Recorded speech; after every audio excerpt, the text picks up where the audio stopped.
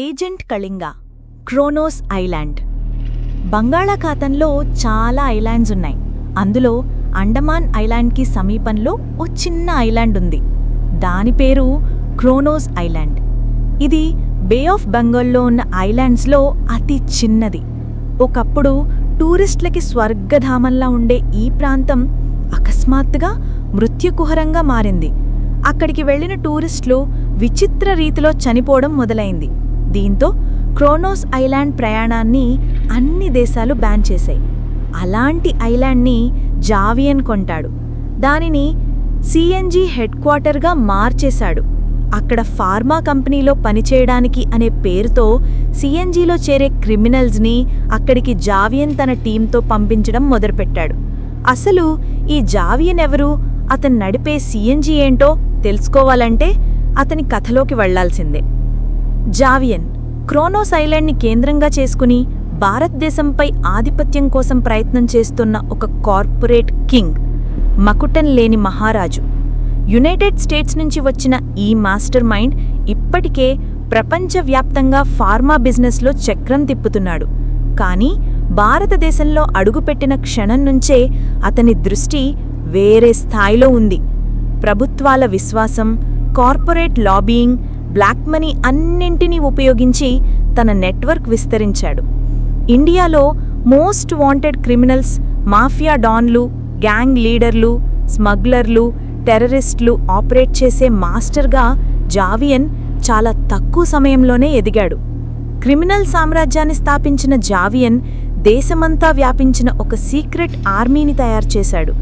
ఆ ఆర్మీ పేరు CNG, central nano gangsters. జావియన్ ఇండియాలో ముందుగా ఒక 11 వారియర్స్ అనే టీంని ముందుగా ఏర్పాటు చేసుకున్నాడు. ఈ 11 వారియర్స్ని ప్రపంచమంతా వెతికి పూర్తిగా అసురశక్తులతో కనెక్ట్ అయ్యి బ్లాక్ మ్యాజిక్, డార్క్ ఎనర్జీస్ కలిగి ఉన్న వారితో పాటు ప్రపంచం వెలివేయబడిన టెక్ జీనియస్లు కూడా ఉన్నారు. సూపర్ నానో టెక్నాలజీతో ప్రయోగాలు చేసి హ్యూమన్స్ పైన ఎక్స్పెరిమెంట్స్ చేసిన ఉరిశిక్ష పడ్డవారిని తమ పవర్తో బయటకి తీసుకొచ్చి సిఎన్జిలో చేరిన ప్రతి ఒక్కరికి ఒక నానో ఐడెంటిటీ కోడ్ ఉంటుంది. డార్క్ ఎనర్జీని సూపర్ టెక్నాలజీకి కనెక్ట్ చేసి నానోటెక్ వెపన్స్ని సిఎన్జి వారంతా తయారు చేస్తారు.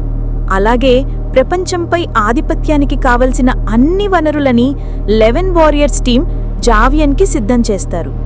అలా 11 వారియర్స్ నుంచి ఊపిరి పోసుకున్నదే సిఎన్జి. భవిష్యత్తులో ఈ భూమండలం మొత్తాన్ని అసుర మండలంగా మార్చాలంటే అసుర ప్రవృత్తి కలిగిన మానవ మృగాల్లాంటి సైనికులు కావాలి. మానవత్వం, జాలి, దయ లేకుండా నరరూప రాక్షసుల లాంటి క్రిమినల్స్ని సిఎన్జి గ్రూప్ కోసం ఎంపిక చేసుకుంటారు. ఇండియాలో అన్ని పోలీస్ స్టేషన్స్లలో క్రిమినల్స్, రౌడీ షీటర్స్గా ముద్రపడిన వారికి జావియన్ 11 వారియర్స్ నుంచి స్పెషల్ ఇన్విటేషన్స్ పంపిస్తారు. ఆ ఇన్విటేషన్లో వారు క్రోనోస్ ఐలాండ్కి ఎలా రావాలో అడ్రస్ ఉంటుంది. అలాగే వారి వీక్నెస్ బేస్ చేసుకుని డబ్బు, అమ్మాయిలు అన్నింటినీ క్రిమినల్స్కి ఆఫర్ చేస్తారు. క్రోనోస్ ఐలాండ్కి వచ్చిన వారికి 11 వారియర్స్లో ఒకడైన బ్లాక్ వారియర్ థ్రెడ్ శిక్షణ ఇస్తాడు. ప్రాణభయం కూడా లేనివారే ఈ ట్రైనింగ్లో అంతిమంగా నిలిచి సిఎన్జి గ్రూప్ సభ్యులుగా మారుతారు. వారందరికీ ఒక డిజిటల్ నానో కోడ్ ఉంటుంది. వారి శరీరంపై అసుర కమ్యూనిటీ అని ఐడెంటిఫై చేసే విధంగా ఒక టాటూ ఉంటుంది. ఆ టాటూని స్కాన్ చేస్తే కోడ్ తెలుస్తుంది. క్రోనోస్ ఐలాండ్లో ట్రైనింగ్ తీసుకున్న తర్వాత వారందరూ తిరిగి ఇండియా వెళ్ళిపోయి వారి వారి సొంత ప్రాంతాల్లో అందరితో కలిసిపోయి సాధారణ మనుషుల మాదిరిగానే బ్రతుకుతారు. వారందరితో ఒక నానో కోడ్ సాయంతో డిజిటల్గా కమ్యూనికేట్ అవుతారు. ఏదైనా సీక్రెట్ ఆపరేషన్స్ ప్లాన్ చేస్తే వారికి 11 వారియర్స్ నుంచి ఆదేశాలొస్తాయి. వారందరికీ జావియన్ ప్రభువు.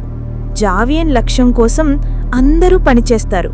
భారత ఖండాన్ని బలమైన శక్తిగా నిలిపిన సనాతన ధర్మాన్ని సమూలంగా నాశనం చేయడమే జావియన్ మొదటి లక్ష్యం. అందులో భాగంగా హిందుత్వ ఫెస్టివల్స్ ఎక్కడ జరిగినా వాటిని టార్గెట్ చేస్తూ ఉంటారు.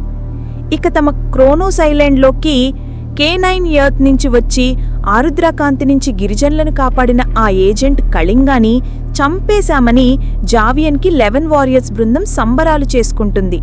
ఇంతకీ ఏజెంట్ కళింగ చనిపోయాడా? అలా అయితే ఈ జావియన్ నేర సామ్రాజ్యాన్ని నేలగూల్చేది ఎవరు? తెలియాలంటే ఎపిసోడ్ 4 కోసం వేచి చూడండి.